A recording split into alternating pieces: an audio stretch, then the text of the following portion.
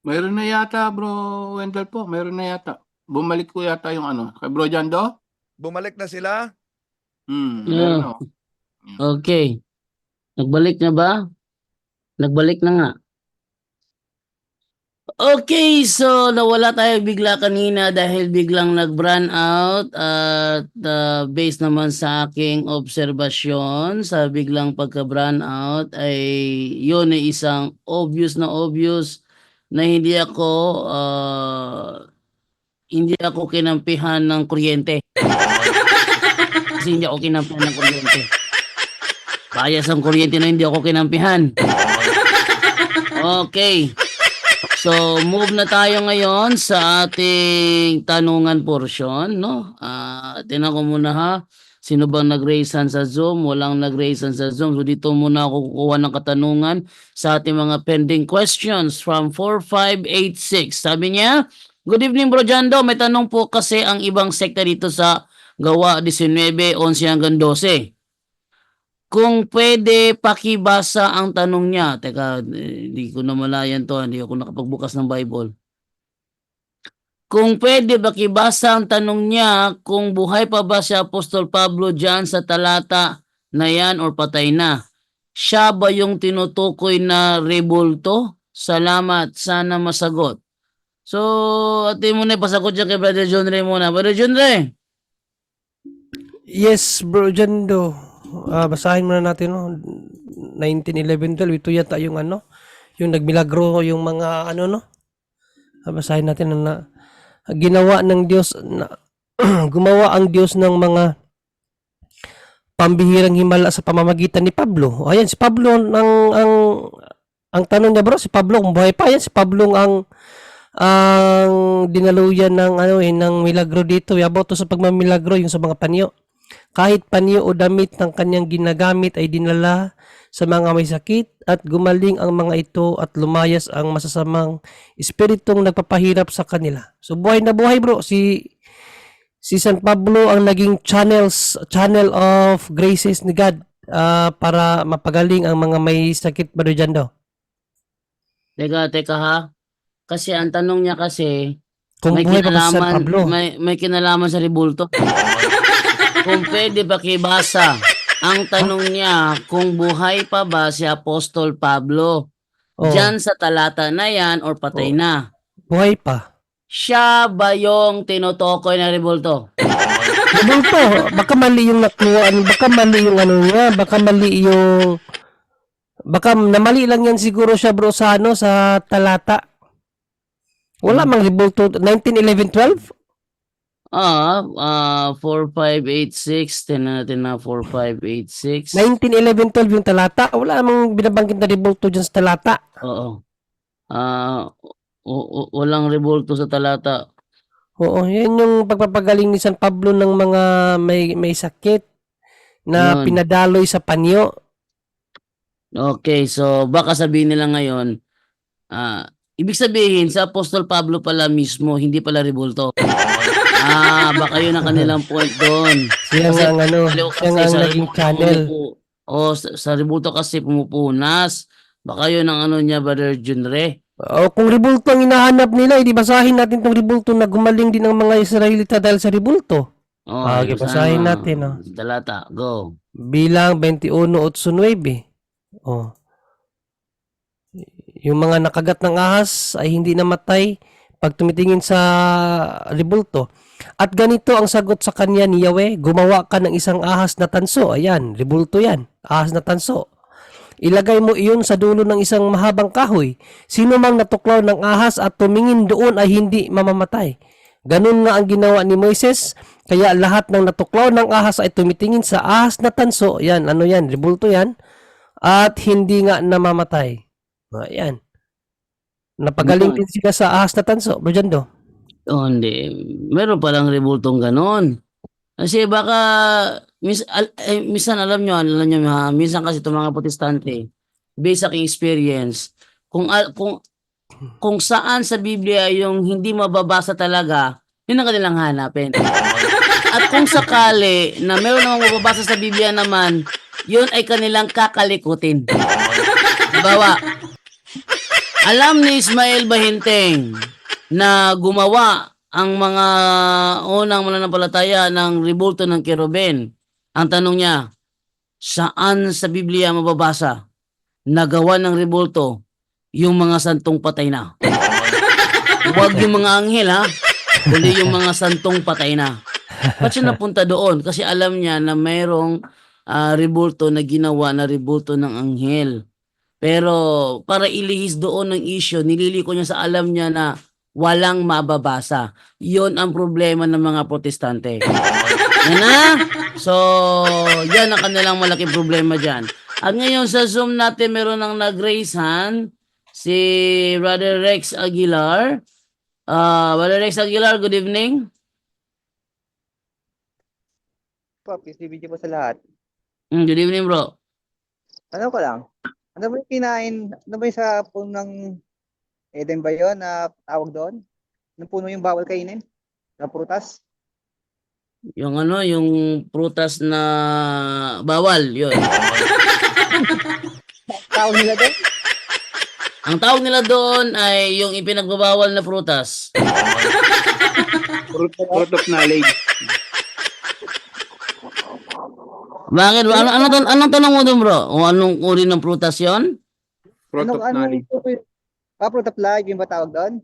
Fruit of knowledge. So. Fruit of knowledge. Sino ba may-ari ng puno na yun? Yun, sino daw ang may-ari ng puno na yun? Ibigay yung kay Brother John Ray. Brother John Ray, doctrinal yan. Sino ang may-ari ng puno na yon? Who made all things? Di ba ang Diyos? So ang Diyos ang may-ari nun. At siya rin ang nag-utos na wag pwede kayong kumain anumang nasa palibot nyo maliban lang sa punong iyon na may bungang ipinagbabawal. Yun ang fruit of knowledge. So Diyos ang nagmamayari nun, bro. Yung ahas ba? Nasa puno ba yun? O nasa baba? O nasa kanga? Saan ba nakataka yung ahas na yun? Okay. So wag nating iliteral yun, no? Kasi alam naman natin na ang Diablo is walang anyo. Wala silang shape kasi yung spirit sila. Pero kaya nilang magkopya ng anyo. Shape-shifting. Shape-shifting ba yun? Di kaya nilang magpakita na may anyo. Ang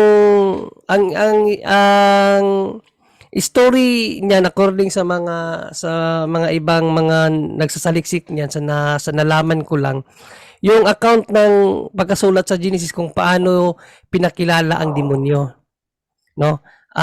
Sa panahon kasi nila ang ahas ang tawag nito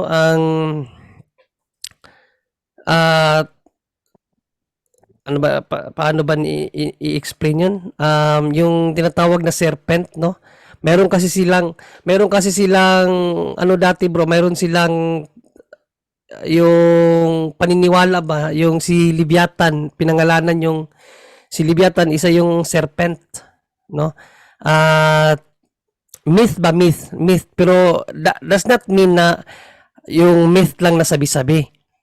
So, yung si Leviathan, mayroong paniniwala dati na si Leviathan, yan ang kalaban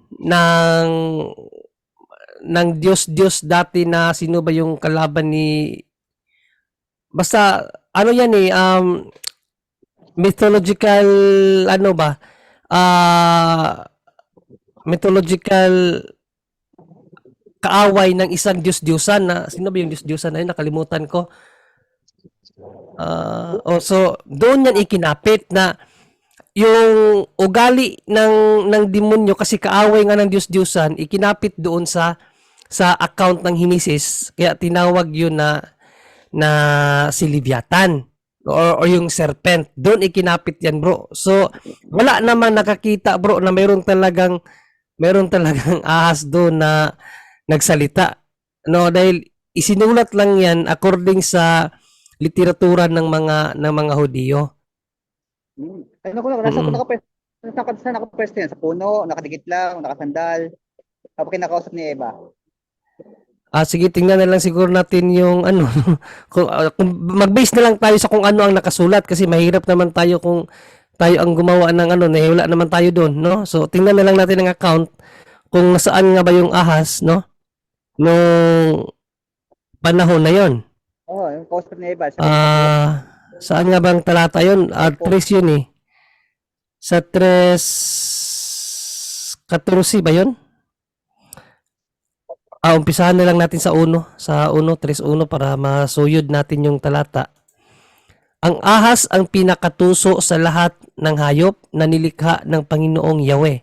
Isang araw, tinanong nito ang babae, totoo bang sinabi ng Diyos na huwag kayong kakain ng anumang punong kahoy sa halamanan? Sumagot ang babae, maaari naming kainin ang anumang bunga sa halamanan. Well bro, walang sinabi kung saan nakapwesto ang ahas. Ang sinabi lang, ang ahas ang pinakatuso sa lahat ng hayop, nilikha ng Panginoong Yahweh. Isang araw, tinanong nito ang babae, totoo bang sinabi ng Diyos na huwag kayong kakain ng anumang bunga ng halaman? Sumagot ang babae, maaari naming kainin ang anumang bunga sa halaman, wag lang ang bunga ng puno na nasa gitna niyon. So, kung uunawain mo, nag-usap sila, wala sila doon sa puno. Kung uunawain mo, wala sila doon sa puno, no? Wag lamang ang bunga ng punong nasa gitna niyon. So, they are pointing something na either near to them or medyo malayo-layo ng konti. Kasi sa gitna niyon. So, they are pointing something or somewhere. So, dito mauunawaan natin na nakipag-communicate itong si Satanas na tinawag na ahas kay Eva either through conscience. Okay. Kasi hindi naman pwedeng makita ang demonyo, bro, lalong-lalo na sa panahon nila, no? Kasi wala pa namang kasalanan ng mga 'yan. So, kung uunawain natin siya through conscience lang, to lang nag-usap, bro, then para lang mabigyan ng ng writer, yun na nga, kasi yung ang kanilang literatura dati may tinatawag na Leviathan, isa siyang serpent na nakalaban ng, nakalimutan ko, sa isang Diyos-Diyosan. So ginamit yang si Leviathan sa account ng Genesis para ikapit sa demonyo, kasi nga ang demonyo is kalaban ng Diyos. Yan kasi ang kwento niyan eh. Sabi ba natin kinain ni Abel natin yung prutas na yun? Naloko sila o hindi? Hindi sila naloko. Part na rin naloko, pero they use their will para maloko, no? They use their will. Ang kasi diyan, yung ginamit diyan, yung will nila. Yung will nila ginamit nila para labagin ang utos ng Diyos. So part na rin yung niloko sila, kasi ang sabi kasi ng Diyos na specific kasi ang utos ng Diyos, pero binago nung Satanas, di ba? Ang sabi ng Satanas, ang sinabi lang ng Diyos ay hindi naman talaga kayo mamamatay.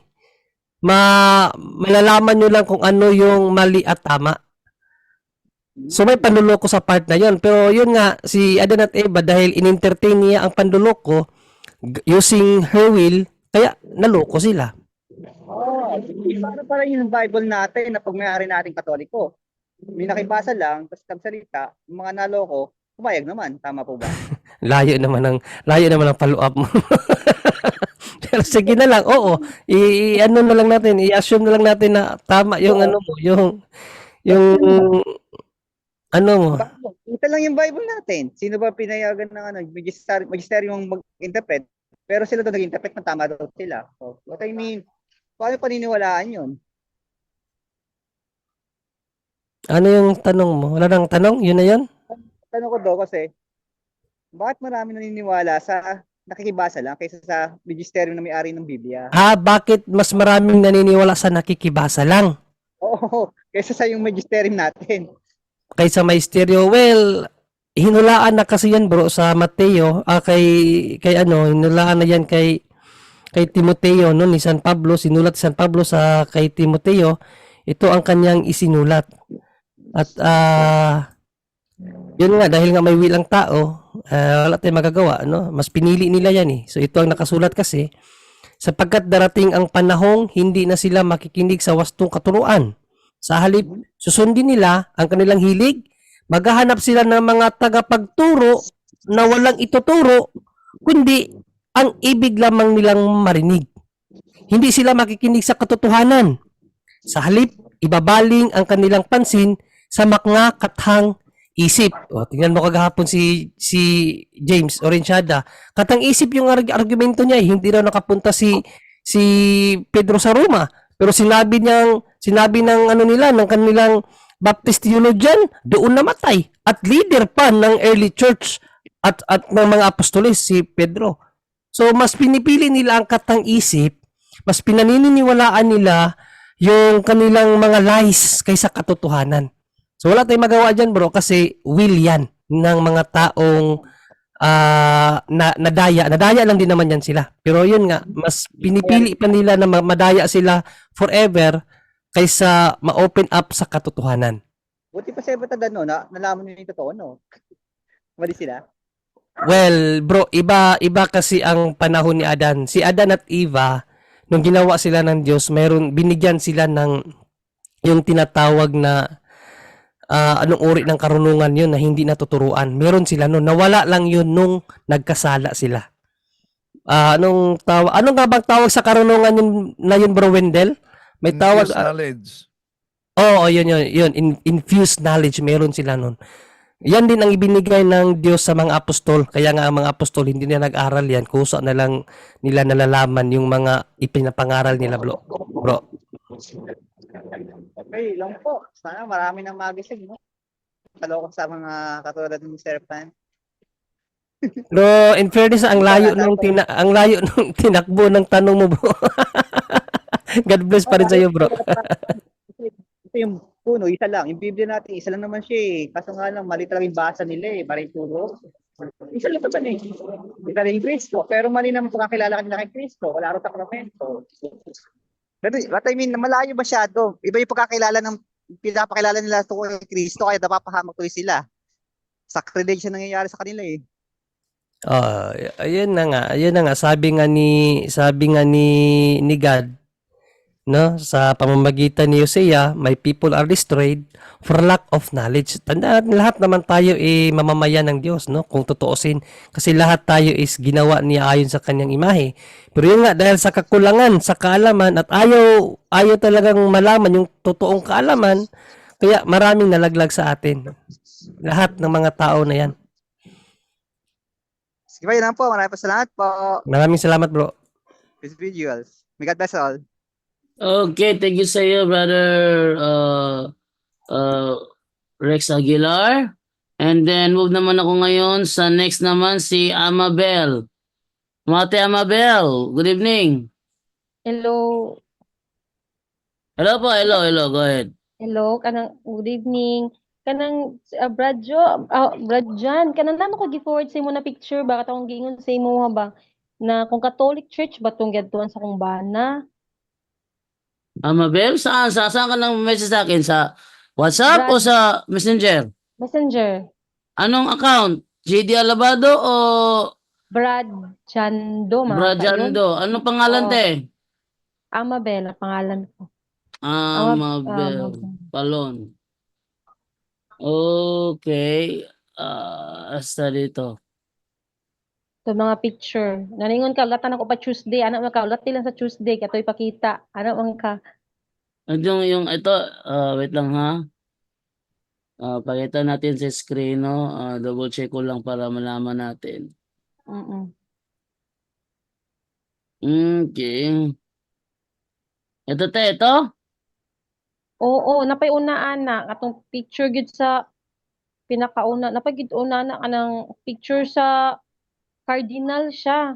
Ang weird doon kay sa dapat si Jesus dapat ang sa makita sa altar pero picture sa cardinal ba? Latin Catholic Church siya pero Latin. Ito? Una pa na. Oh. Napay unang picture na mo tong pang cardinal pinakauna na Yan? picture. O kana.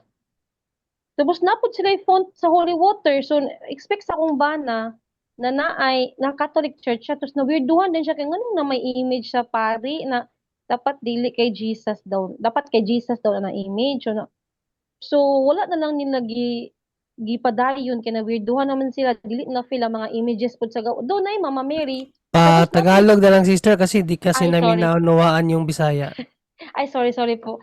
Yung pagpasok po kasi sa simbahan ng asawa ko, sa Croatia po kasi yan.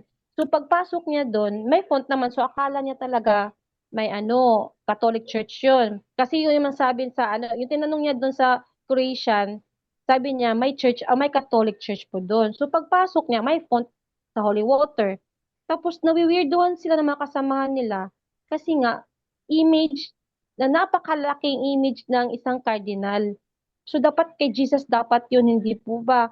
Tapos, yung mga image naman dun sa labas, nakaano nga si Jesus, dapat si Jesus nakalanday yung kamay niya dun sa mismong, sa cross.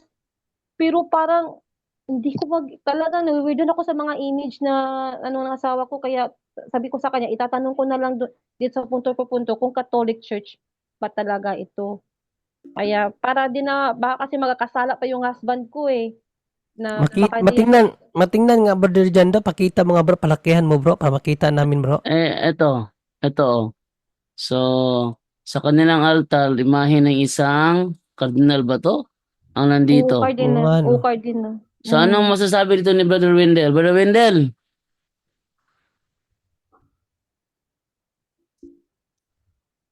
Hello, Brother Wendell. Yes, Brand Jando, mahirap magbigay ng pahayag. Batay lang yan sa picture kung Katoliko ba yan at hindi. Dahil dami kasing mga gumagamit ng abito. Di natin sure Mukhang talaga yan. cardinal din bro Angel, no? Bro Wendell. May Marami pangalan gumagamit po na siya. mukhang May pangalan ba? Sinuch ng husband ko. Yun ang pangalan niya, yung pinakaunang image po. Brad Jando. Yun doon. Yung may cardinal. Pero walang pangalan niya. Catholic Church, Cardinal. Yun pinakaunang Brad Jando. Pakita mo nga. May ano doon. Kaso walang pangalan niya. Catholic Church pero Latin. Kaya nga, Ito, yan. May nakasulat si yan sa Cardinal Archbishop of Zagreb, Aloysius Stepinac. Brother blessed Wendell, naman pala, blessed na. So weird. Latin Church, Latin Church. appointed. Oh. Brother Wendell, ano masabi mo dito, Brother Wendell? May nakalagay sa taas oh, blessed. Brother Wendell, research muna natin yan. Mahirap magdesisyon. Kasi nga doon nga ang kaharap naman niya may iglesia ni Cristo po doon. Ang laki nga ng iglesia ni Cristo po daw doon eh. Kaya nag-ano siya, ano ba talaga dito? Para nawiwirduhan po talaga sa mga kasamahan nila kaya lumabas na lang daw sila sa simbahan. Sabi dito ni Brother Ray anong simbahan to, te? Anong sabi simbahan to, te? ni Ray Oboy, Orthodox Church yun, sabi. Anong simbahan to, te? Sa Croatia. Croatia Church po yan. Ano spelling ng Croatia? Croatia. C-R-O-T Croa. Croatia, sige. Ano to, church? Oo, church po yan. May nagsisimba nga, tapos kahit ako nawiwirduhan eh. Yung Orthodox pa, naniniwala pa, di ba parang hindi naman sa naniniwala ni Mama Mary? Naniniwala. Pero may mga certain dogma na hindi nila pinaniniwalaan like assumption. Hindi ka naniniwala doon. Baka nga Orthodox yun. Immaculate yata yung hindi nila, ano pa yung Saang lugar to, te? pinaniniwalaan? Saang lugar to? Sa Zagreb. Sa Zagreb po yan. Sa Zagreb. Croatia, Zagreb. Kasi tita na yung Zagreb eh. Sa Zagreb. Cardinal daw yan ni Pope Yabo. Sino si Pope Yabo? Orthodox? Baka Orthodox nga siguro yun bro. Cardinal daw yan ni Pope Yabo. Kasi may Pope din ng mga Orthodox eh. Weirdo. Oh, no. So, ibig sabihin, walang Catholic Church po talaga doon kasi nagtatanong talaga sila. Yun ang tinuturo na church eh. Tapos nga, ang weird nga doon daw, kasi mas malaki pa yung kumbento kaysa church. Sobra ang laki daw ng kumbento kaysa church. Sister, mas may suggest namin na magtanong po kayo if it is under the Roman Catholic Church. Kasi maraming nagsasabi ngayon Catholic Church.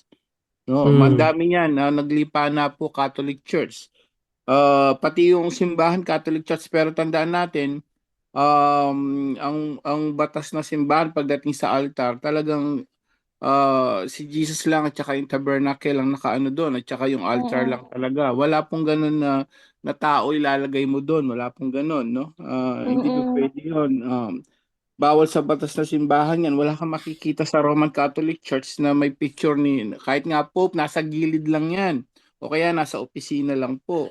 So, yung ano yun, pag-aalala nyo, tama po yun. So, yung tanong nyo, if they're really under the Roman Catholic Church, Brother at Angel, mm, nag-search ako dito. Tinanong mm, ko si ChatGPT patungkol sa bagay na ito.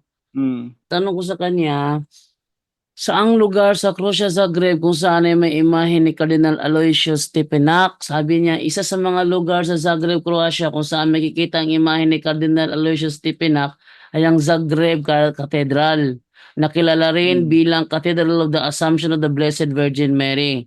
Sa loob ng mm. katedral na ito, mayroong isang bantayog ni Cardinal Stepinac na kilalang kilala bilang martir at bayani ng simbahang Katoliko sa Croatia. So, ando pala siya bilang tanda ng kanyang kabayanihan.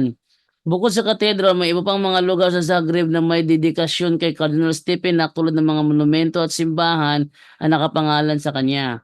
Tanong ko, bakit yung imahe niya nasa altar? Sabi naman, Yes. Ang ang ano im... na naman yung altar, Mm, hindi talaga pwedeng kung sa altar. Sa gilid pwede sila o kaya pag oh, entrance siguro. Kami dito po pagka yung entrance namin sa simbahan namin dito sa Japan, sa Carnon Church, pag entrance mo pala, nandoon na yung mga bishop at mga mm, pare.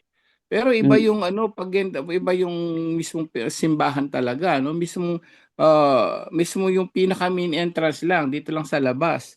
Pero kahit saan na Roman Catholic Church, wala. Katulad yung sinasabi nyo, nandun siguro yung picture niya, pero sa labas yun. Pero Hindi, nasa saan altar ba yung talaga. sa'yo mismo? Sa altar mismo? Sa Ah, tabi? Opo. Nakita niya, sister? Yes nakita, po. bro. Eto, ipakita ko sa iyo muli ha. Ipakita ko sa iyo muli Tingnan mo yung nga, ano. Nasa bawal. altar talaga. Kaya weird Eh, nga po eh. wait lang ha. Ibang mga mukha lumalabas dito eh. Nung nagmisa ba sister yung pare doon mismo sa likod niya ang altar? Nasa likod niya ang yung malaking ano? Sabi ng asawa mo na naka-attend siya ng misa. Ito, Brother Angel ah. Lumabas na lang daw siya Ah, kasi na-weirdoan eh. Brother Mm. Angel. Ito. Mm. Ayan oh. Siya Nakita mo? nagmimisa, mismo sa likod ng pari ba siya nagmimisa? Sa likod niya yung cardinal? Ayan, O hindi mo baka nakita nasa sa side, hindi mo nakita baka sa nasa screen? side. Baka Hindi, yes, nakikita ko pero wala man lang siyang ibang crucifix na tsaka Yan na nga, tsaka yan na nga. wala Oh, eh. so tinanong ko dito ngayon, iba yan, iba oh, yun. so hindi siya sa side, no? Siya ay nasa front. So tinanong Altar ko yun si talaga. ChatGPT kung ano ang reason niyan. Ang sagot ito ni ChatGPT ay ang imahe ni Cardinal Aloysius Stepinac ay nasa altar ng Zagreb Cathedral bilang simbolo ng kanyang kahalagahan at kabanalan sa kasaysayan ng simbahang Katoliko sa Croatia. Ano, wala na si Kristo. Si Cardinal Stepinac ay tinuturing na isang martir ng pananampalataya dahil sa kanyang matatag na paninindigan laban sa mga rehimeng totalitarian. Ano mo, Bro Jando, itanong mo kay ChatGPT kung kinikilala ba ng Roman Catholic ang kaniyang tawag, ang kaniyang yung sinasabi mong Ayun na yung nga, kaniyang kabanalan. ito na nga, binabasa ko. Si Cardinal Stepinac ay tinuturing na isang martir sa mananampalataya dahil sa kanyang matatag na panindigan laban sa mga rehiming Ano mo totalitarian. tayo mo kung ano ba, diniklara ba ng Papa niya? Diniklara. Sinong Papa? Ng panahon na ikalawang digma pandaigdig at sa ilalim ng komunistang kapamahalaan ng Yugoslavia. Narito ang ilang mga dahilan kung bakit ang kanyang imahe nasa altar. Una, simbolo ng kabanalan. Bilang Hindi, isang sinong Papa ang nagdeklara Pope John po? Paul II Pope John Paul II? noong 1998. Noong Basahin ko pa 1998. sana eh. Sige, Simbolo sige. ng kabanalan bilang isang kardinal at martir, kinakatawan ni Stepinac ang isang buhay ng pananampalataya, pasasakripisyo at katapangan para sa simbahan. Siya ay naging huwaran ng pagiging tapat sa Diyos sa kabila ng mga pagsubok at pag-uusig. Pangalawa, pagkilala ng simbahan. Si Cardinal Stepinac ay beatified ni Pope John Paul II noong 1998. Kaya siya ay opisyal na kinikilala bilang isang blessed ng simbahang Katoliko. Ang beatification ay nagbigay ng higit pang dahilan upang ipakita ang kanyang imahe sa mga altar bilang tanda ng kanyang malapit na kaugnayan sa kabanalan at ang posibilidad ng kanyang canonization. Pagiging huwaran ng bayan. Pangatlo, si Stepinac ay hindi lamang isang relihiyosong leader kundi pati na rin isang simbolo ng paglaban para sa karapatan ng mga tao, kalayaan, pananampalataya at moral na pamumuno. Dahil dito ang kanyang imahe ay sa altar ay nagbibigay ng inspirasyon sa mga mananampalataya na tularan ng kanyang katatagan sa pananampalataya. Ang kanyang presensya sa altar ay isang paraan na ibibigay pugay at pagpapanatili ng kanyang alaala ang nagpapaalala sa mga deboto ng mga mahalagang aral ng pananampalataya, sakripisyo at pagkatao. So yan pala ang reason kung bakit nasa altar ang kanyang imahe. Well, kung pinahintulot naman siguro ng obispo, try mo bro, kung may pahintulot ba ng obispo yan bro? Sige, Ano mo? tanungin. May pahintulot ba sa obispo na ilagay ang larawan ni Cardinal sa harap ng altar? Hindi Try mo. May Ano po? May may sa province pahin... nga po. Sa Mm. ano nga po sa yung nandun pa siya sa province, hindi pa siya nilipat sa Zagreb. Ang sa province nga po mas weirdo eh. Ang laki po ng image ng dalawang pare. Wala talagang ano kay Jesus. Walang imahe ni Jesus kahit maliit lang. Wala talaga. Sabi niya, tinanong niya, Roman Catholic po ba ito? Sabi man, oo. Bakit ang laki ng image ng pare as in? Malaki daw, sobrang laki. Kaya nakaka-weirdo nga Bro eh. Junri, may sinend akong ano sa'yo sa Ito, Catholic website kung ano Ah. dapat ang nakalagay sa altar. Bro Sige, Junri. sige. Tingnan natin. Para ma-inline tayo sa turo ng simbahan kasi hindi pwede yung Facebook. Sige, open ko muna yung Facebook ha. Sige, basahin mo muna bro dyan do. Tinanong ko siya dito, may pahintulot ba ng obispo paglalagay ng kanyang imahe sa mismong altar? Sagot, oo. Ang paglalagay ng imahe ni Cardinal Aloysius Stepinac sa mismong altar ay malamang na may pahintulot mula sa obispo. Malamang, wala pa sigurado yan, malamang. So, not sure pa kasi malamang. Weird. So yan lang. Tingnan muna natin itong isinend ni Brother Angel, Brother Jando, kung ano ang dapat nasa ano. So ito ang ating mababasa, no? Yun lang. Hindi siya mapalakihan. Paano ba ito palakihan? Wait lang ha. Click. Ganito lang talaga ito kalaki. Hindi mo palaki yan. Send Hindi mo nga, kay no? ano para mapalakihan niya sa ano natin, baby face, bro. Ito lang. Palakihan ko na lang itong ano. Ayan. Kita na dyan? Sabi dito, what should be placed on a Catholic altar? The Roman Missal of Pope Pius V, whose use was made generally obligatory throughout the Latin Church in 1570, laid down that for Mass, a cross should be placed in the middle of the altar, flanked by at least 2 candlesticks with lit candles, and that the central altar card should be placed at the foot of the cross. So yung Biblical mga yan. patang nasa altar. Biblical yan sa Old Testament pa lang nagpapagawa ng altar si God. May ilaw, may lampara doon sa isang altar nila sa tabernacle, sa tabernacle at sa Basta nagpagawa ng altar, may angels, may ano, pero walang larawan ng tao na larawan banal, no? So medyo ano yan, tricky yan. Tricky. Oo, ayan, nakalagay yan talagang dapat talaga yan, cross. Ayan, no? So meron tayong batayan, ayaw naman natin ano yung hindi natin alam kung ano yung ano no, no? Kung ano ba talaga Tsaka yung kahit nga sitwasyon rin doon. ako, parang ako rin, medyo hindi rin ako, kaya Tao, nga yes. pinatanong ko kay Brother Jando kung aprobado ba ng obispo. Ang sagot naman ni ChatGPT, malamang. So hindi sigurado sa ChatGPT, no? Baka hindi nabalita yan kasi si ChatGPT kung ano yan, nabalita na yan, confirm na Hindi niya naman yan. Pero 100% kamo. hindi ibinalita kung titingnan natin ang aral ni San Pablo kasi aral ni San Pablo, no, ito kasi ang kanyang sinabi paghariin ninyo sa inyong puso ang kapayapaang kaloob ni Kristo sapagkat iyan ang dahilan kung bakit kayo tinawag sa iisang katawan. Magpasalamat kayong lagi. Ang salita ni Kristo hayaan ninyong lubusang manatili sa inyong puso. Turuan ninyo at paalalahanan ang isa't isa na may buong karunungan, buong puso kayong umawit ng mga salmo, mga himno at mga awiting espiritual nang may pagpapasalamat sa Diyos. At anuman ang inyong gagawin, anuman ang inyong gagawin o sasabihin, gawin ninyong lahat sa pangalan ng Panginoong Hesus at sa pamamagitan niya'y magpasalamat kayo sa Diyos. Gawin ang lahat sa pamamagitan ng pangalan ng Panginoong Hesus. Sa altar na yun, nawala na yung presensya sa pangalan ni Panginoong Hesus, naging pangalan na ng kardinal. So medyo alanganin talaga, no? So mas maigi talaga ma-address at sana makakuha tayo ng matinong sagot galing sa mga ano talaga, mga leaders ng simbahan. Para sigurado. Oo nga, no. So sabihin ko ng sasawa ko na wag na sa bumalik doon. Pero may mga rebulto, yun nga may mga may Mama Mary, may Jesus. Wala bang problema yan, sister, kasi maraming mang simbahan na maraming rebulto, hindi naman Roman Catholic. Katulad dito sa atin, Pilipinista, maraming rebulto. Sumubra ngayong rebulto nila Yung rebulto nila wala na sa rebulto ng Katoliko, no? So Meron din hindi yan sa rebulto. Sa kung talagang inano ba talaga yan ng simbahan?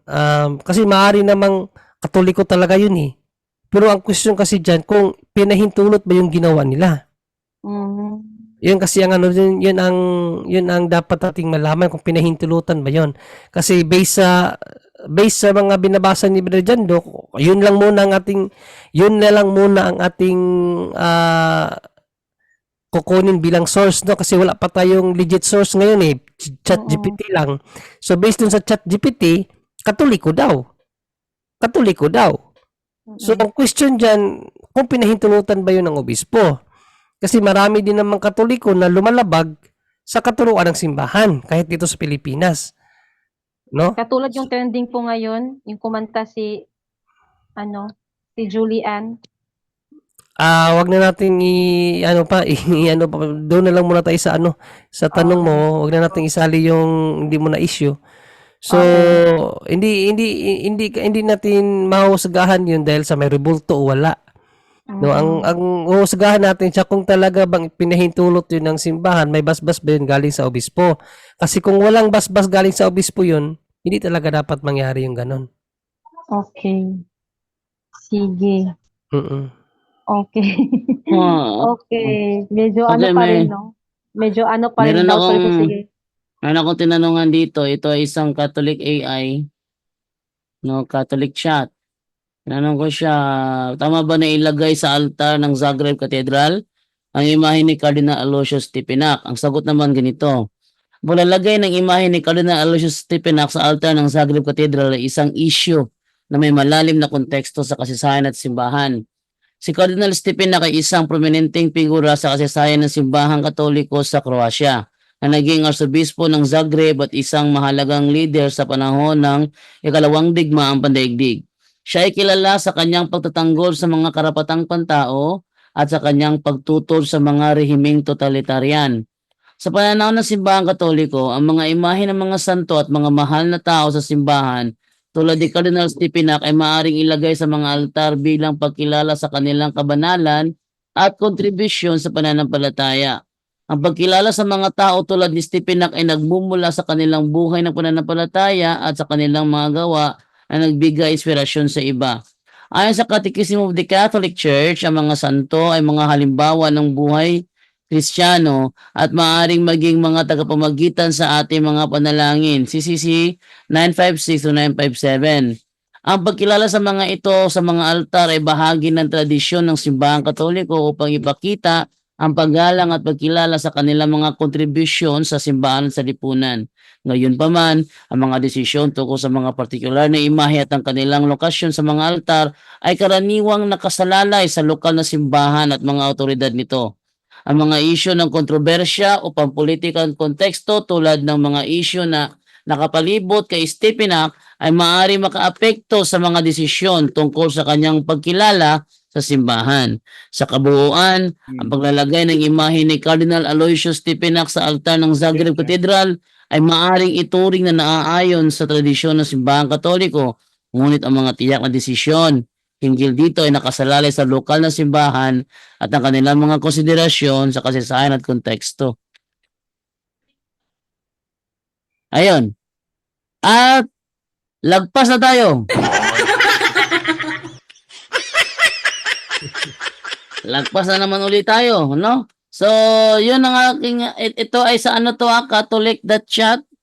Ito ay sa nakabate ito sa sa katuruan ng simbahang Katoliko. Dito ko naman binate naman yung katanungan kung bakit nandoon sa altar ng Zagreb Cathedral ang imahe ni Cardinal Aloysius Stepinac. Okay, so dahil lagpas na tayo, hanggang dito lang tayo, no? Lagi na lang tayo lumalagpas. Okay, so kahit medyo late na ako, yun ay dahil sa biglang nawalan ng kuryente dito, wala naman dahilan. Kapag mailagay na yung sa bubungan natin, yung solar panel, pag nalagyan na ng solar panel ang ating bubungan, sinisigurado ko sa inyo, hindi na tayo kahit takutin ng mga brownout na yan. No? Sana mailagay na ngayon, may kabit na hindi na tayo makatikim ng brownout dito ng walang dahilan.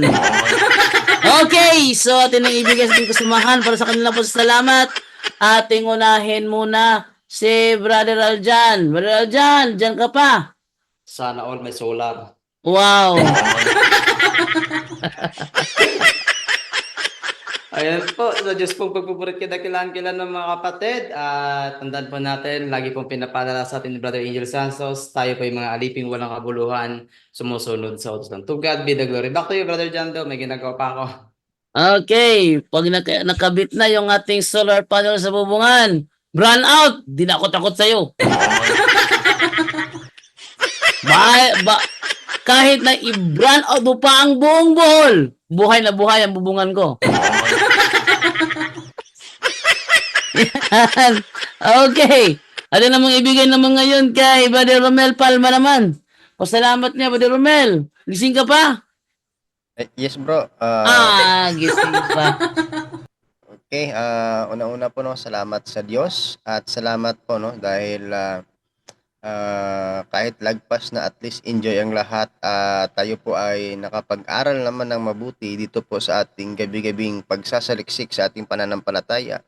At maraming salamat po no sa inyong lahat mga kapatid. Patuloy po kayong pagpalain ng ating Panginoon. God bless us all. Back to you, Brother Janda. Okay, thank you. That's nung kanina namatay yung kuryente ko. Tinawagan ko si Brother Romel Palma, sabi ko sa kanya, tawagan mo si Teda, sabihin mo sa kanya brown out dito.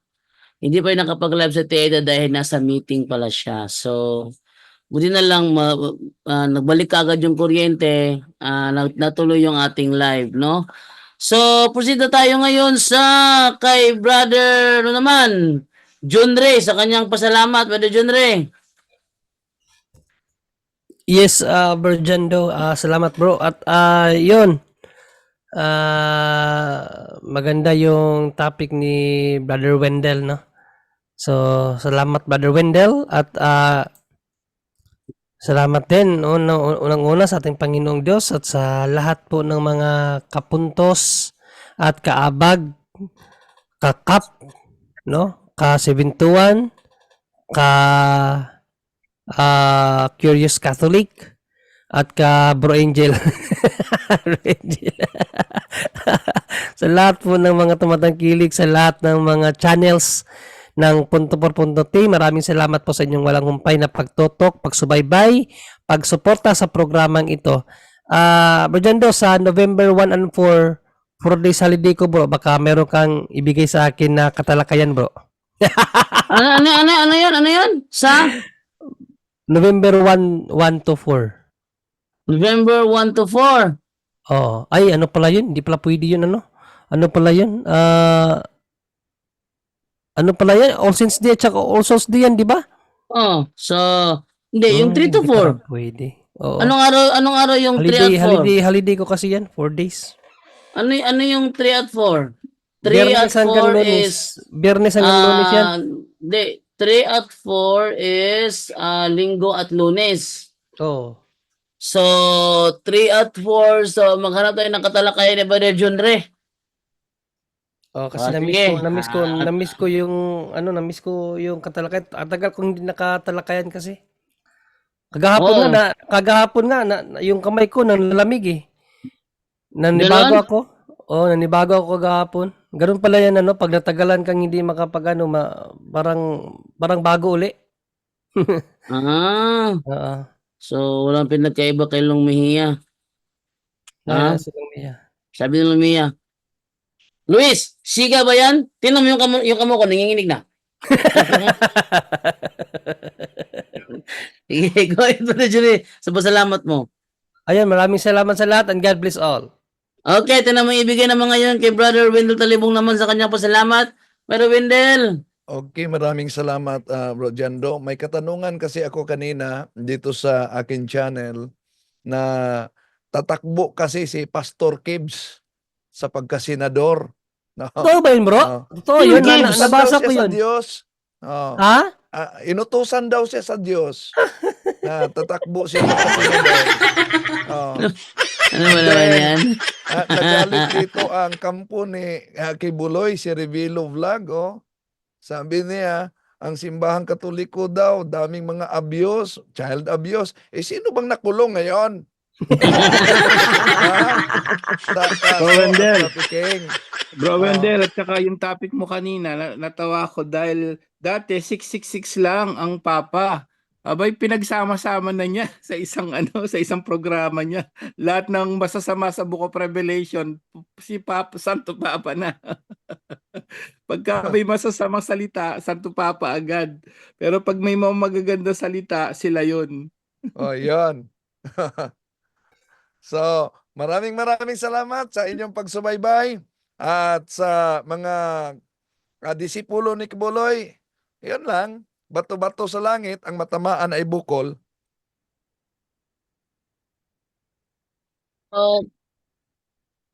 Wait, Michael, give that to Divine. Give that to Divine. Okay, no? So, thank you sa iyo, Brother Wendell. So, merong dito, October 7, June Ray, tapos na. And then, bukas, Sagbayan, Bohol, no? Sagbayan, Bohol, alas 3 ng hapon. Nandyan po ang buong team ng Catholic Faith Defenders Tagbilaran Chapter para sa isang Grand Bible Rally. And then, sa darating na October 21, magkakaroon kami ng debate ni Denmar Santiago. So, ating anuhin si Brother John Ray, si Brother Russia para bigyan ka ng kalaban ngayon darating na 3 at 4. Okay, Brad Jando, yes. si Jerry Laig pala naghamon sa akin na tulad sa kay Father Darwin na wala daw umanong paksa. Tanungan lang agad. Pero ang gusto niya, sa loob lang umano ng Rome. Hindi gawin sa public. At Okay, tanggapin ko yon, pero gawin natin sa public at dapat Tagalog ang talakayan. Yon ang proposal ko. Baka, Ah. baka Brother Wendell, baka gusto lang niya ma-one-on-one ka, Bro Wendell. Kasi doon sa Cagayan de Oro, ang expected niya na si Brother Wendell ang makakaharap niya napunta sa akin. Yan. Kaya ang nangyari, minalas tuloy siya kasi nagtuturo siya na ang Gumburza, kaya pala pinatay ang Gumburza kasi na-convert sa Adventista. Yan ang malaking doon, Jerry Laig doon. No, at kinontra niya si Condino. Sabi na nga ni Condino, anong walang santo na pinatay? Nakalimutan niyo yung Gumbursa. Okay. At naibigay naman ngayon kay Tatay Angel. Brother Angel, ba't ka ba, ano yung mo friend request dito na paki-accept para saan yun? Saan? Merong friend request dito na paki-accept. Sa'yo? Baka itong itong ginagamit ko, hindi ka friend dito pag tatawagan kita. Baka ito yung Bro Angel lang na nakalagay. Bro Oh, Angel lang. kasi, I-accept mo yan yung Bro Angel. Kasi yung isa Bro Angel Santos, iba yon. So, ito yung ginagamit ko, yung Bro Angel lang. Hindi ka sige. pa yata friend dito, bro. At amen, praise the Lord. Muli, maraming salamat sa Diyos, sa kanyang kaharian at kalwalhatian at kapurihan magpakailanman. At siyempre, congratulations unang-unang po kay Bishop Ambo, no? Bagong cardinal. Tignan mo nga naman, no? Dati si BCP President, ngayon bagong cardinal. So, actually 21 po 'yan, no? So, isa siya sa pinaka lucky Ayan po yung kasama ko yung sa picture, si Bishop Abuya. Siya po yung namin. Bro Wendell, Bro Angel, ano pala yan ni Melchor Manalili? Uncle? Yata, kasi yan, talagang sina Bishop Bacani, kababayan namin yan. Si Bro Melchor din, hindi ko alam kung ang tatay o nanay, taga Betis, Pampanga din. So, kamag-anak yata yan ni Bro Melchor din. Puro yan, Betis, Pampanga, tsaka si Bishop Bacani. Talagang kilala siya ng mga kaparian na magaling sa talagang isa sa kilalang theologian, no? So kaya siguro na magaling si Bishop Ambo. Tsaka napakabait niyan. Laking tao niyan, malaki pa sa akin. 6'1 yata, 6'2, ang laking tao. Napakabait, no? So congratulations po Bishop, no? Ilang beses kami nagkasama niyan bilang lay minister niya sa Caloocan. Pero hanggang ngayon nandun pa rin naman ang opisina niya sa Caloocan Cathedral, San Roque Cathedral po, no? So congratulations Bro Johnny, congratulations din. At saka si Bro Wendell sa topic kanina at sa lahat, congratulations. At yung kanina sister, no, para kayo, ayaw naman natin ayaw naman yung nagtanong kanina kung sa Catholic Church ba 'yon, mas maganda yung ayaw naman namin na magkaroon kayo ng ng kasalanan na yung Sunday of obligation na hindi kayo magsimba. Kung yun lang ang chance nyo talaga makapagsimba, sister, no? Paalala po, please approach the priest, no? Una, we suggest approach nyo po yung priest nyo. Ano ba, Roman Catholic Church ba? At pag sinabing yes, tanong mo yung bishop kung sino yung bishop niya ngayon. And then tanong nyo bakit nandun yung picture nung cardinal na yon. Kasi sila makakasagot niyan mismo diretso dun sa lugar na yon. Di namin alam po kung saan yan, kakaiba. Pero turo na simbahan talaga, may crucifix talaga ang kailangan dyan, image, sagradong image ng ating Panginoon Kristo. So baka may dahilan sila para masiguradong-sigurado, approach the priest po, no? Wag namang baka totoo ng Roman Catholic Church tapos hindi kayo magsisimba, magkakasala po tayo ng diyon, no? Paglabag sa katekism natin, yung Sunday of obligation, medyo malaking kasalanan yun, sister, no? Approach the priest, Roman Catholic Church ba o sino pa yung bishop, and then bakit mayroong larawan ng kung talaga Roman Catholic Church. Yun po, at panghuli, no, pabaan po ng ng ating ebanghelyo, no? Sabi kay Marta, bakit ka naliligalig? So sa lahat ng tao ngayon na nakikinig, no, ano ba priority mo sa buhay? No, saan ka ba naliligalig? Paano magpayaman? Paano maging sikat? Paano magkaroon ng kapangyarihan ba? O paano maligtas ang iyong kaluluwa, no? The most important thing, sabi ni Jesus, ang pinakamahalaga, yung hindi makukuha kay Maria kanina, no? Ano yon, yung salita ni Jesus. Bakit? Kasi doon siya maliligtas sa kabilang buhay, which is eternal. Lahat po ng ano natin dito, no, mga pinagbibisi-bisihan ng mga tao, temporary lang po yan. Namatay ka anytime, hindi mo mabibitbit yan. Wala ka namang madadala kundi ang kabutihan at pagsunod mo sa Diyos. Siyempre manggagaling ang pagsunod at pananampalataya sa pakikinig sa kanyang salita. So sana po alamin natin ang priority natin para sa kabilang buhay hindi tayo mapahamak. Amen. Yun lang po, naway marami tayong natutunan ngayong gabing ito. To God be the glory. Salamat po, back to you, Bro Jando, and good night everyone. Bro Junri, wala ka na shout out. Yun ang pinakagusto ko. Napanama talaga. Shout out niya. Parang nalaglag lang sa bangin ba? Okay, so thank you at magandang trademark yun, Brother John Ray. Ikaw lang ang bukod tanging gumagawa niyan, and then Nakakapaos. okay lang yan. Yun ang tunay na shout. Oh, yan. Sigaw. Oh. Okay, so Sigawan. maraming salamat po sa inyong lahat at time to say goodbye na po sa ating programa at bukas kita-kits po tayo ulit bukas, another night ng Punto por Punto Worldwide Catholic Bible Study kung saan ang matatopic naman ay si Brother Caburnok. Maraming salamat po at closing prayer na po tayo in the name of the Father and of the Son and of the Holy Spirit. Amen. Saint Michael the Archangel, defend us in battle. Be our protection against the wickedness and snares of the devil. May God rebuke him, we humbly pray, and do thou, O Prince of heavenly hosts, by the power of God, cast into hell Satan and all the evil spirits who prowl about the world, seeking the ruin of souls. Amen. In the name of the Father and of the Son and of the Holy Spirit. Amen.